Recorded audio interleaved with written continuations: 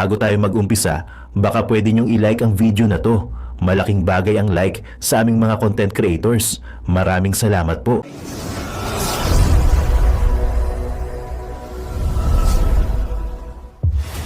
Nasa ospital at may sakit si BBM. Halimbawa, hindi tayo nagbibintang. Halimbawa lang, tapos biglang namatay. Napaka-importante na nandito si BP Sara. Kasi kailangan niya manumpa agad. Isipin mo kung si BP Sara ay baka nasa Hague at namatay si Marcos, baka magkaroon ng constitutional crisis. Mababakante yung lugar eh. Tapos hindi siya makauwi agad. O, di ba? Baka mamaya merong mga abuso or nananamantala sa posisyon, harangin yung pag-uwi ni BP Sara. That is possible. Cancelin mo lang passport nun. Paano uuwi yun? Di ba? O, wag muna pauwi niya si BP Sara. For the meantime, gawa tayo ng issue rito. Halimbawa lang ha, ito I'm just thinking out loud, no?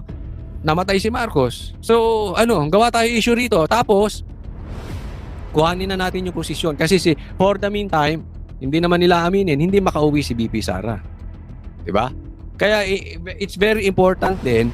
Kaya nga nabanggit ni BP Sara noon eh. Hindi sila pwede magsama-sama sa isang lugar nitong sinala Marcos. Bakit? Kasi, siya yung parang survivor. Anong tawag niya doon?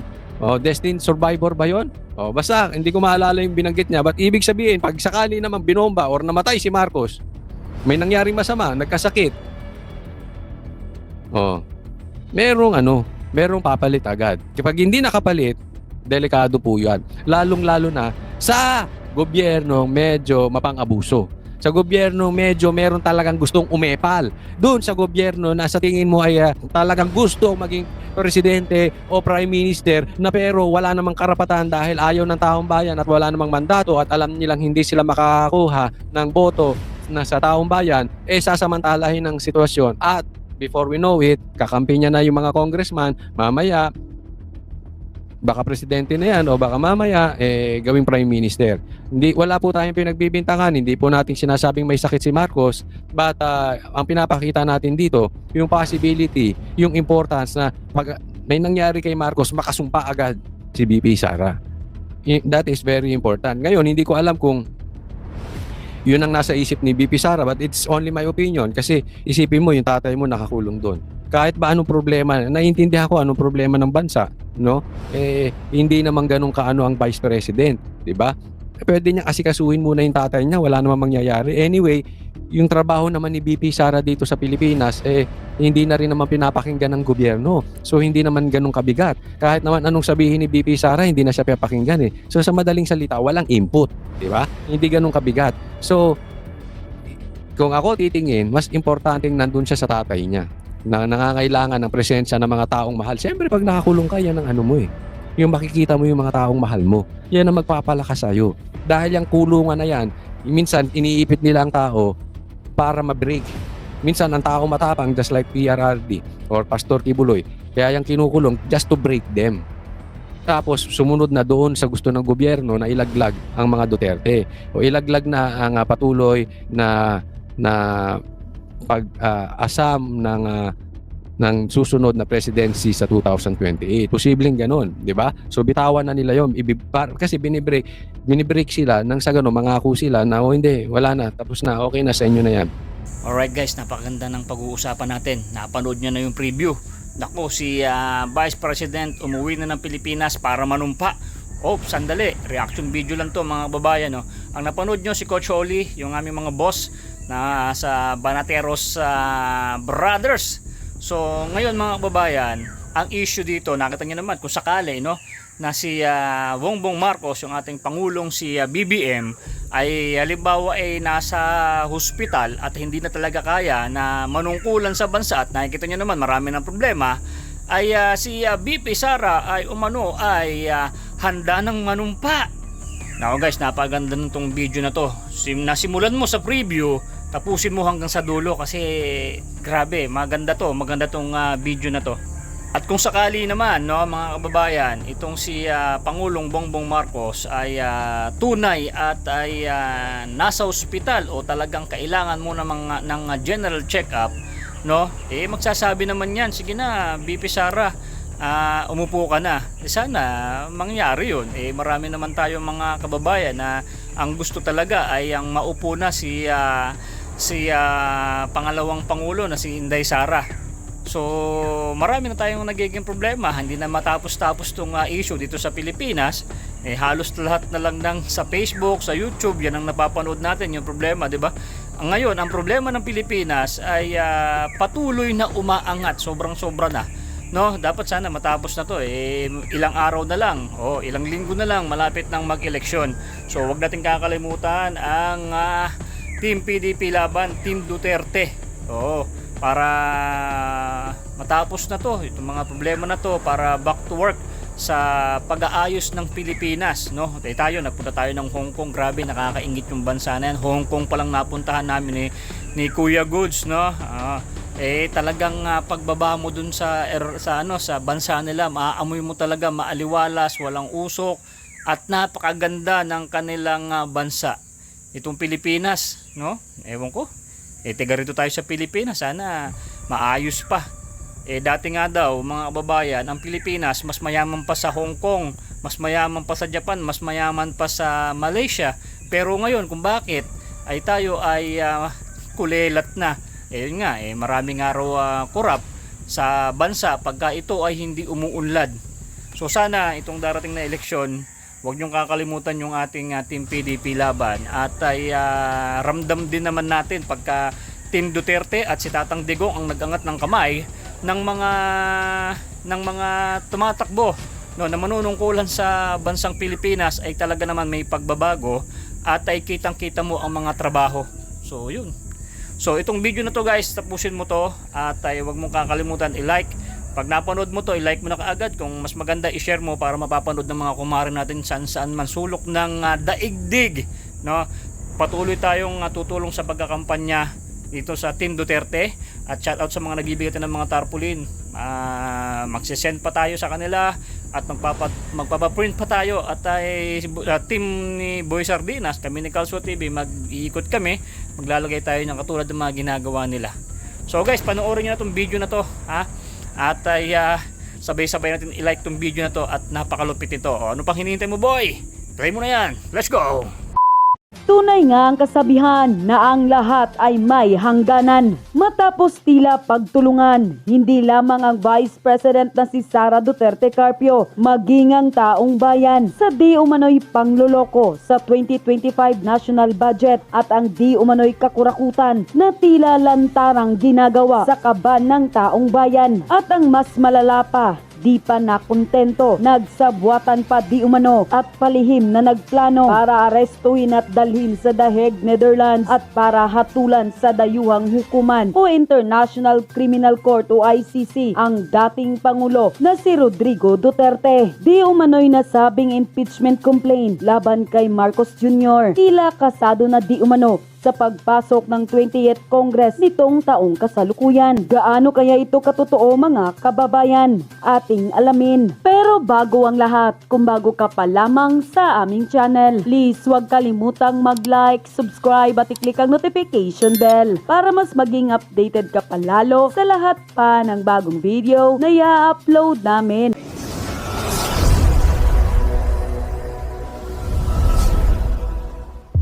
At eto na nga, mga kababayan, tila matapang na isiniwalat mismo ni dating Department of National Defense Secretary na si Norberto Gonzales na di umano'y kasado na ang impeachment complaint laban kay Marcos Jr. sa pagpasok ng 28th Congress ngayong taon. Dagdag pahayag pa ni Gonzales ay klaro pa sa sikat ng araw at kitang-kita umano sa pinakahuling survey na wala nang tiwala ang taong bayan sa pamumuno ng kasalukuyang Pangulo, at tila naniniwala ang karamihan na mali ang direksyon na tinatahak na ng ating bansang Pilipinas.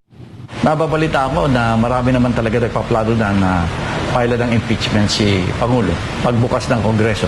Ito ang sinabi ng dating kalihim ng Department of National Defense at ngayon senatorial candidate na si Norberto Gonzales. Ayon kay Gonzales, ang ideya ng pagpapalit sa Pangulo ay nagmumula mismo sa mga ordinaryong Pilipino na kanyang nakakausap sa pag-iikot sa Luzon, Visayas at Mindanao. Yung nangyayari sa lipunan natin ngayon, mayaman, mahirap, talagang gusto daw nila pagbabago.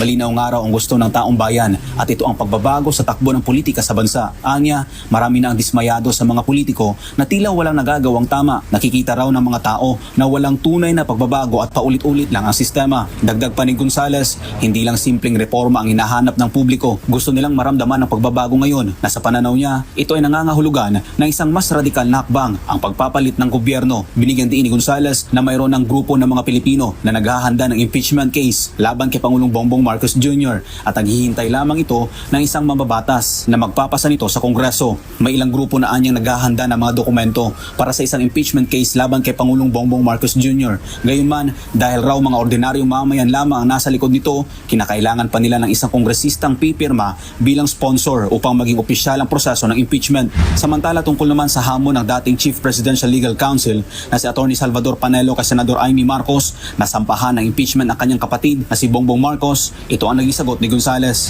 Ang nakikita ko lamang sa ngayon, kunyari yung kapatid niya si Senator Amy Marcos, maganda yan na kung siya ititindig at sabihin na ako handa akong kausapin. Nilinaw ni Gonzales na magandang hakbang kung tatayong broker si Senator Amy para sa isang panibagong eleksyon. Anya, bukod sa galit ng maraming Pilipino sa kasalukuyang administrasyon, patuloy rin ang pagbaba ng ratings ni BBM. Kung gusto ni Senator Amy Marcos na gawin niya, maganda yan.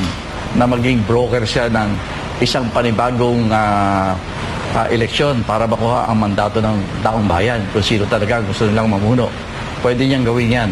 Dahil pabagsak ng pabagsak yung rating ng ating Pangulo, parang nalalapit na marami rin ang magsasabi na baka maganda palitan na natin ng gobyerno ngayon na.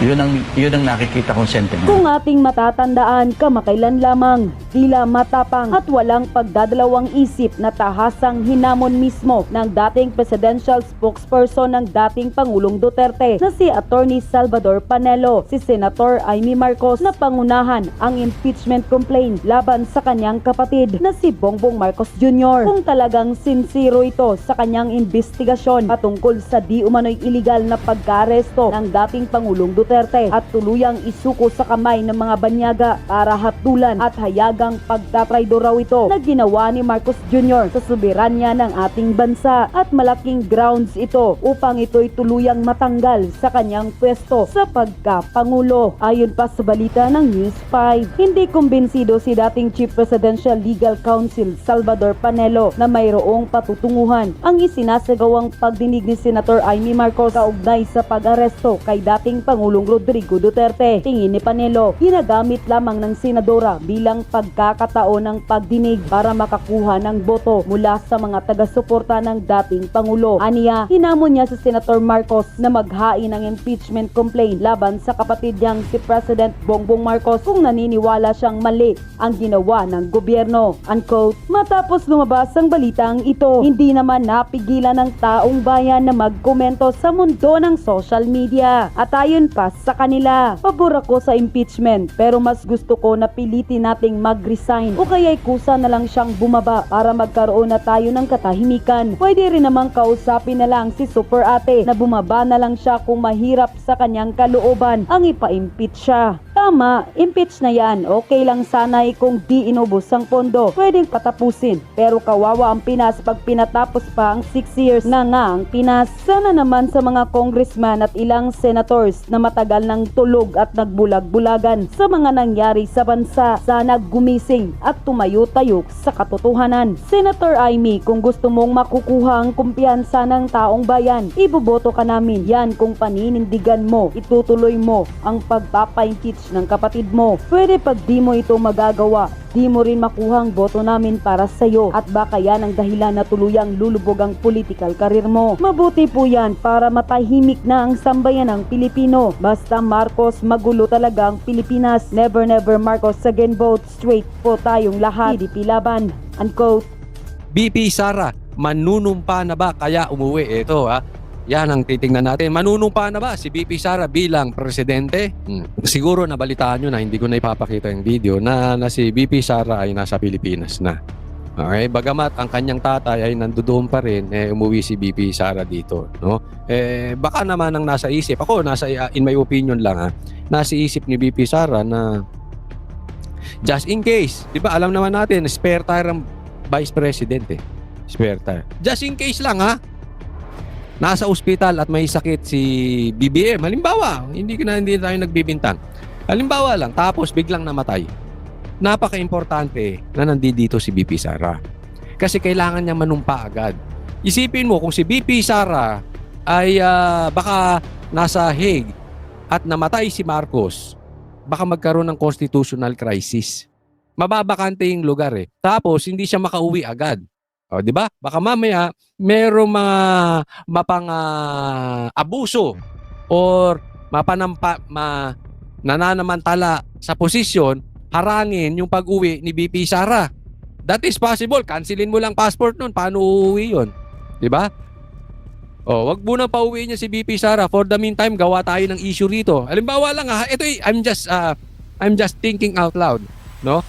Namatay si Marcos. So, gawa tayo issue rito. Tapos, kuhanin na natin yung posisyon. Kasi for the meantime, hindi naman nila aminin, hindi makauwi si BP Sara. Diba? Kaya, it's very important din, kaya nga nabanggit ni BP Sara noon hindi sila pwede magsama-sama sa isang lugar nitong sinala Marcos. Bakit? Kasi, siya yung parang survivor. Anong tawag niya doon? Destined survivor ba yun? Basta, hindi ko maalala yung binanggit niya. But ibig sabihin, pag sakali naman binomba or namatay si Marcos, may nangyaring masama, nagkasakit, merong papalit agad. Kapag hindi nakapalit, delikado po yan. Lalong-lalo na sa gobyerno medyo mapang-abuso. Sa gobyerno medyo meron talagang gustong umepal.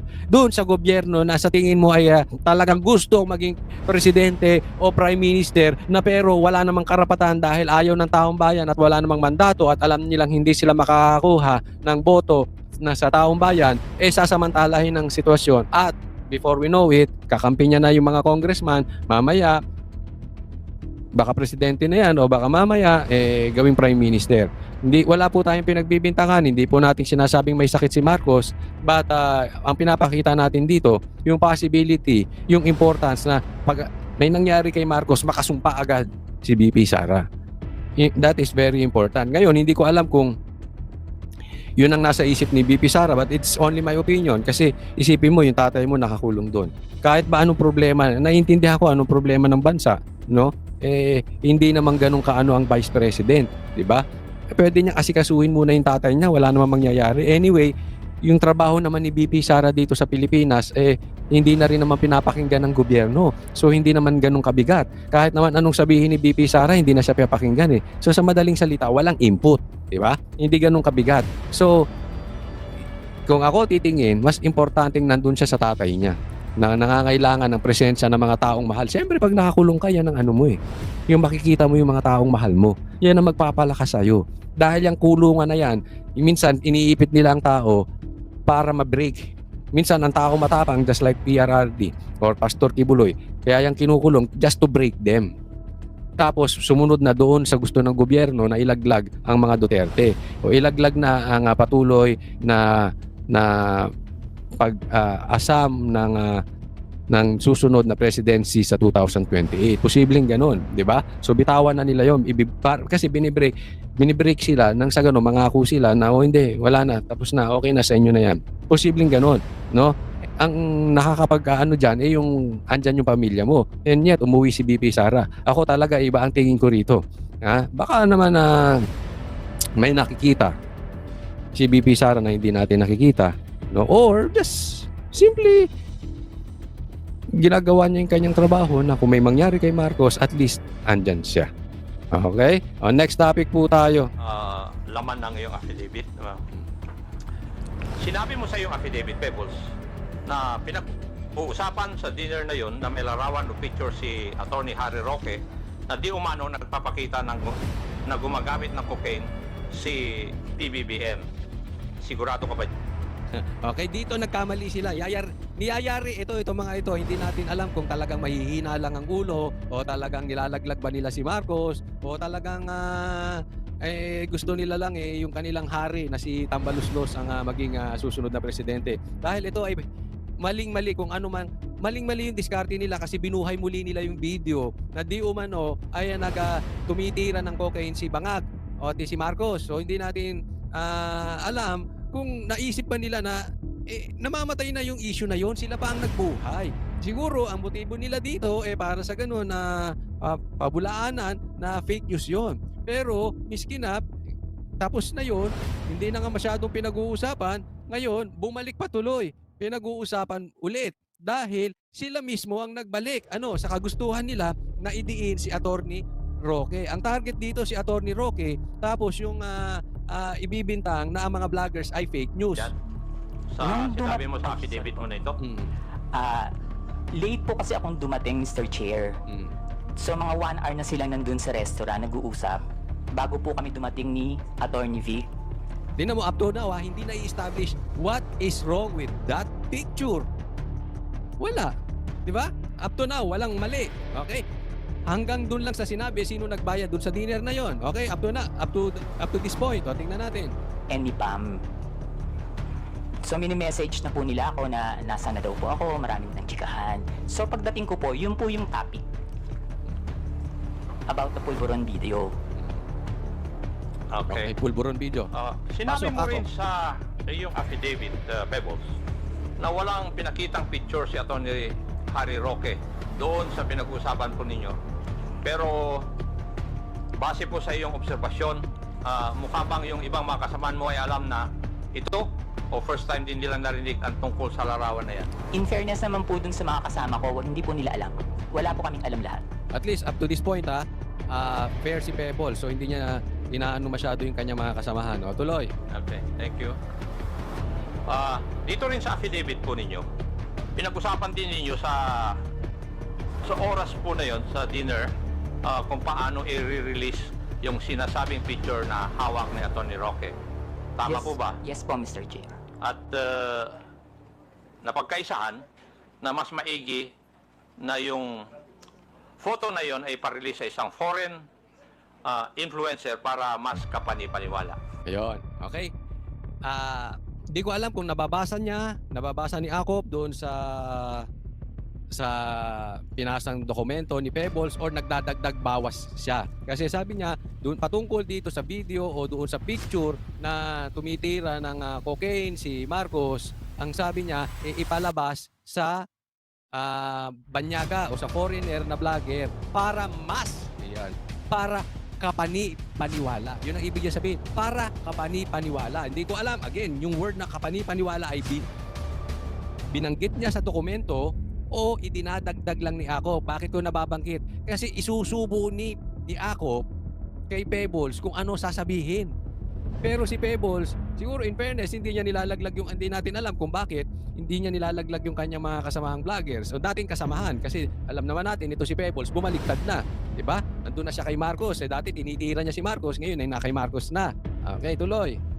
Mr. Chair, hindi naman po na pagkaisahan, pero nagbibigay po sila ng mga opinion na dapat siguro sa international vlogger dapat ang maglabas, or yung Australian reporter na nag-interview kay PBBM, pero hindi po siya napagkaisahan. Kumbaga nagbibigay lang po sila ng mga opinion. Okay, take note. Hindi sinabi ni Pebbles na para maging kapani-paniwala. Sa katunayan, kinorek niya si Akop. Kasi sabi ni Akop na pagkaisahan na ibigay sa foreign vloggers nang sa ganun mas kapani-paniwala. Sabi niya hindi na pagkaisahan. Yun lang ang sinasabi ng iba na mas maganda na sa foreigner ipalabas. Pero hindi sinasabi para maging mas kapani-paniwala. Okay? So, pasok Akop. Okay, thank you. Pebbles, kung totoo man ang picture, bakit kailangan pa maghanap ng foreign influencer to release the picture? Bakit kailangan bigyan ng some semblance of credibility ang Binabanggit niya na. Kung totoo man yun, of course, nag-aano siya para hugas kamay, hindi niya sinasabing totoo. Pero kung totoo, bakit sa foreigner? Diba? Yun na. Gusto niya na sabihin ni Pebbles na para mas may credibility. Pero sinasabi niya hindi to. Inilalagay na niya sa bibig ni Pebbles, bakit sa foreigner? Para magkaroon ng mas magandang kredibilidad. Si Akop nang nagsasalita. Tingnan natin kung mag-a-agree si Pebbles. release dito? Siguro po, Mr. Chair, para mapanood agad international. Siguro tumatain na to sa salawal to si Natatain na sa salawal to si Akop. Sinubo niya ng lahat. O ano sabi niya? Mas magkaroon ng credibility. Ang dami na sinabi about credibility. Yun ang pinupunto niya. Isinusubo niya na lahat. sinubo ko na lahat sa'yo, Pebbles. O, ano sabi ni Pebbles? Para siguro, mapanood ng mas marami internationally. Laglag. Nalaglag si ano. Hindi ko alam kung sinasadya ni Pebbles na ilaglag siya or hindi nalaglag. Pero hindi nagtutugma yung kanilang pinag-uusapan. Ha? Iba ang gustong palabasin. Alam mo, yan ang mahirap. Okay? Sa isang investigasyon, in aid, yung iba kasi nakatago lang sa in aid of legislation, pero ang katotohanan, meron silang gustong palabasin doon sa kanilang resource person. Hindi ko maintindihan bakit ang isang investigador o isang senador o isang congressman na mag-iimbita ng resource person, pero ang gusto naman niyang marinig yung nasa isip niya lang. Di ba? Kaya ka nga nagtatawag ng resource person kasi hindi mo alam. Kailangan mo ng itulong ng iba para sa ganon maliwanagan at makagawa tayo ng magandang batas. Hindi, ang karamihan nangyayari, di ba? O, do you agree with me? Lagay nyo dyan sa comment section. Ang karamihan ng tanungan ng mga, lalong-lalo na mga congressman, parang kung ano lang ang gusto nilang marinig sa resource person, yun na yun. Diba? Yan ang nangyayari ngayon. O. Bakit kailangan ng semblance of credibility? Ayun, inulit pa. Hindi siya Pick upin mo na, Pebbles. Pick upin mo na. Bakit kailangan ng semblance of credibility? Bakit? Semblance of credibility. Anong sagot ni Pebbles? Dahil hindi tunay yung litrato or yung Siya na, sinubo niya na lahat. Hindi nakuha sa subo. Inginuya niya na. Siya na ang ngumunguya para kay Pebbles. Okay, hindi ko alam kung hindi ko alam kung ayaw ilaglag ni Pebbles, no? Yung mga kasama niya, hindi ko alam kung bakit gano'n nasagot niya. Pero ang punto ko dito, hindi yung issue ng sagot ni Pebbles. Ang issue dito, talagang patuloy. Na sinusubo ng isang congressman kung ano ang gusto niyang marinig sa isang resource person. Hindi para malaman niya ang katotohanan, para palabasin niya yung gusto niyang lumabas sa isang resource person. Di ba? Kaya nga naman minsan yung mga ibang pinapatawag, ayaw magsi-attend kasi nakikita nila. Ito yung parang tingnan nyo ang punto ko. Kini-question nila ang mga fake news vloggers, etc. Binabanatan ang mga vloggers. Para sa kanila, fake news vloggers yun. Diba? Sabi nila yan. Siyempre, sa kwento nila yan sila, bida. Okay? So, ayaw nila ng mga vloggers na ganyan. Sino ang resource person? Another vlogger na ayaw kay BBM na ngayon gusto na si BBM. So, yan ang expert nyo. I am not questioning Pebbles. Okay? Kasamang vlogger yan na bumaliktad lang. But, ang punto rito, ang gulo-gulo nyo. Kini-question nyo yung mga ayos na vlogger at ang ekspertong kinukuhanan ninyo ng opinion ay isang vlogger na bumaliktad. Can you please explain the logic of that, mga congressman? Asan ang lohika nun? photo? Bakit kailangan ng grupo po ninyo na magkaroon ng semblance of credibility yung litrato o yung photo na yon? Pangatlo na. Ano ulit sasagot niya? Bakit yung photo na yun kailangan ng grupo nyo ng semblance of credibility? Pangatlo, ano sasagot ni Pebbles?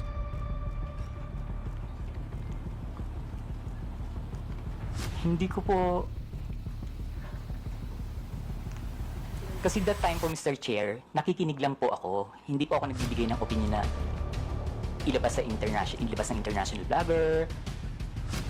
Diba? Anong gusto niya marinig? Kasi peke yung video. Peke yung picture. Kaya kailangan ilabas sa foreign para magkaroon ng credibility. Yun ang gustong palabasin ni Akop. Hindi niya makuha. Anong sagot ni Pebbles? Kasi that time nakikinig lang ako. Do you think? Yung paulit-ulit na tanong ni Akop with the same credibility, pinaulit-ulit niya, yun ang gusto niyang marinig na sagot. Kasi that time nakikinig lang ako. Based on that, Akop, gumawa kayo ng batas. Sige, gawa kayo ng batas patungkol dyan. Nakikinig lang po ako sa kanila. Wala po akong binigay na opinion na, ay, oo, sige, ilabas mo. Dapat ilabas siya ni ganito. Dapat ilabas siya ni ganyan. Hindi, nakikita ko na pinagtatanggol niya. Hindi niya naman sinusukol si Pebbles. Hindi niya sinusukol. Gusto niya lang palabasin. Si Pebbles yung nagiging na hindi ako diyan. Nakikinig lang ako. Hindi ako parang nililigtas niya yung sarili niya. Oh, in short, they are on a different chapters. Iba wavelength. Hindi po ba, Pebbles, having in this business for 11 years, kung kailangan bigyan ng credibility sa isang bagay, yun ay dahil yung isang bagay na yun ay alanganin. Siya na sumagot eh. Siya na. Doon sa panglima. Ano sabi niya? Diba pagka ang isang bagay, being a vlogger for 11 years, diba? Para bigyan mo ng credibility ang isang bagay, ibig sabihin, kung gusto mong bigyan ng credibility, yung bagay na yun ay alanganin. That is the answer he was looking for Pebbles. Yun ang inaantay niyang sagot na hindi niya makuha-kuha. Hindi niya na rin matiis. Isinubo niya na, inginuya niya, siya na rin ang lumunok. Ay ako. Okay, yan ang eksperto. Yung bang pwedeng hindi totoo? Yes po, Mr. Dahil Chair. kung totoo yun, hindi nyo na kailangan na bigyan ng credence o credibility. Wala naman siya sinasabing credibility. Di ba? Pwede kasi doon sa foreigner nilabas para baka sila may hawak talaga ng video or para hindi nila mahabol yung foreigner. Hindi natin alam kung anong reason. But it's not about credibility, ako. Mati ka dyan, mati ka. Tigil mo na yan, tigil mo na. Yes po, Mr. Chair. Ayan, napayes na siya. Thank you. Yes lang. Yun na yun. Yes. Oh, wala naman sagot. Yes. Yun. Okay na yun kay ano. Okay ka na ako. Sa iyong obserbasyon, Pebbles, sino ang nangunguna sa diskusyon noong oras po na yun? Ito na. Pinupunton niyo na kayo. Papunta na kay Roque. O, diin mo si Roque. Roque, diin mo si Roque. Mr. Chair, si Attorney Harry Roque po. Yes, so si Attorney Harry Roque. Naglilista. Now, Dapat nilista mo na kanina. Yan naman ang punto mo eh. Pwede ko bang tanungin, Pebbles? At that time na ikaw ay nag-vlog, ang panahon na yon, ikaw ba ay DDS? Hindi po, Mr. Chair. Ano po kayo? Pro-Philippines. Pro-Philippines. Yan. So ano ibig niya sabihin? Bakit niya? Ini-establish niya yung credibility ni Pebbles. Hindi siya DDS, hindi siya bumaliktad. Ako, wrong question will lead you to wrong answer. Ang tanong mo sana, binabanatan ba niya si Marcos? At anong nangyari? Bakit nagbago? Ganon. Wala po akong pinapanigan. Wala kayo pinapanigan. Hindi po ako BBM vlogger that time, hindi rin po ako DDS. Pero binabanatan niya. Pero sa mga vlog ninyo, sumusuporta po kayo sa mga Duterte. Hindi po, Mr. Chair. Hindi. Okay. Inaano niya yung credibility. Dito rin sa iyong affidavit, Okay, kung kayo i-score. Kunwari i-scorean nyo to ha, lagay nyo sa comment section. 10 is the highest and 1 is the lowest. Anong score nyo sa klase ng pagtatanong nitong si Akop? Hindi ko na sasabihin nyo sa akin kasi para hindi ko kayo ma-influensyahan. Pero alam ko na sagot sa klase ng pagtatanong ni Akop. Pebbles, may binanggit din ni Atty. Roque na sinabi niya na kaya niyang magpabagsak ng gobyerno. Tama rin po ba ang pagkabasa ko dito sa affidavit po ninyo? Yes po, Mr. Chair. Ang exactly sinabi niyo dyan is nagkamali sila, magaling akong magbagsak ng gobyerno. Okay. Ano yung tanong ni Akop na yan? Kasi pag sinabing ganyan, pagpapabagsak ng gobyerno, i-connect na yan sa rebellion or sedition. Yan ang ikakaso. Tapos, pag nakaso na yan, hindi rin bailable. So, human trafficking, ang di umanong kinakaso kay Roque, Atty. Roque, kung di ako nagkakamali, tapos pati itong sedition, o pagbabagsak ng gobyerno, another non-bailable, sa aking pagkakaalam, no, yan ang kinoconnect. Kaya yan ang tanong niya, no? Okay, yung pagbabagsak. Aha. Oh. Sa tingin mo, kaya po ba niya talaga? Mr. Chair, hindi po, kasi nagtatago po siya ngayon eh. Tama. So, medyo para sa akin medyo mali nga din yung sagot doon dahil hindi niya kaya. So, ibig sabihin, hindi totoo yung pwede nila ibintang. But inciting, pwedeng inciting to sedition. Meron.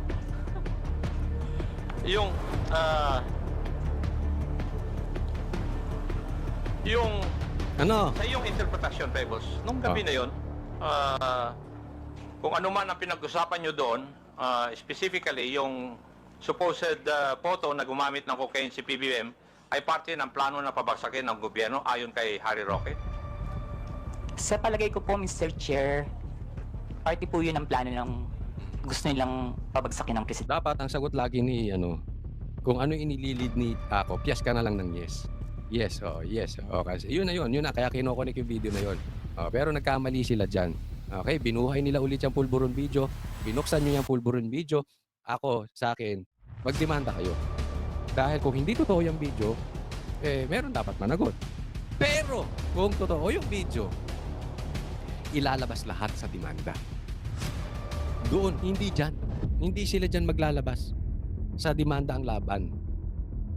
So, idemanda nyo na malaman ng taong bayan kung totoo o hindi. Dahil sa demanda, patas ang laban. Diyan, wala naman silang laban dyan. Ha? At yun na nga mga kababayan, ano na ang masasabi mo? Kung mayroon kayong hinaing at komento patungkol sa balitang ito, please comment down below.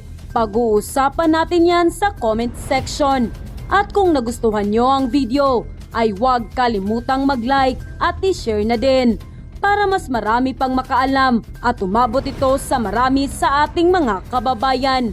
Maraming salamat po!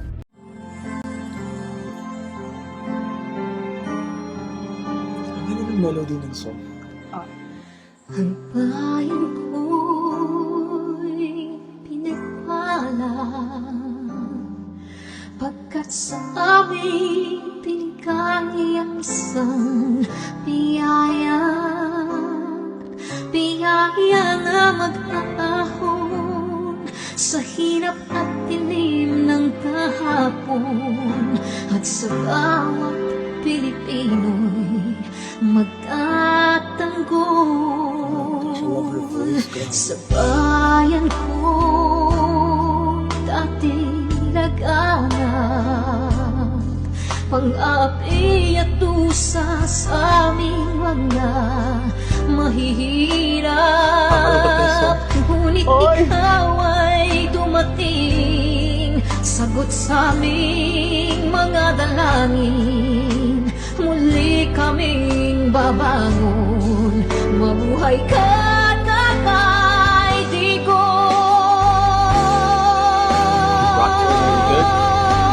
Ama, maraming salamat. Aming mga mata'y minuhulat, gawain ng masasamay iyong isiniwalat. Ikaw lang ang pag-asa naming lahat.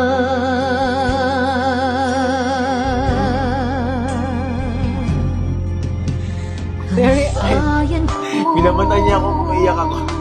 Pilipinas, muling makikilala at itataas. Katahimika'y maghahari sa ating puso'y mamamayani. Mga ngiti sa labi, di mapapawi.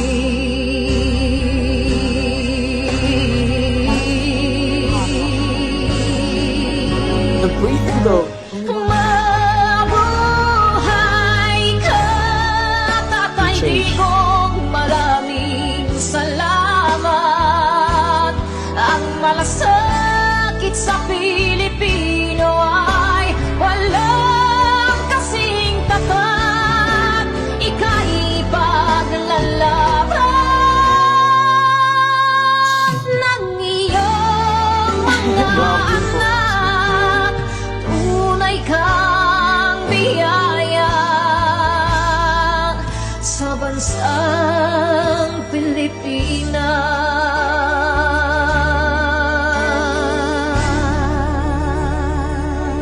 Gosh.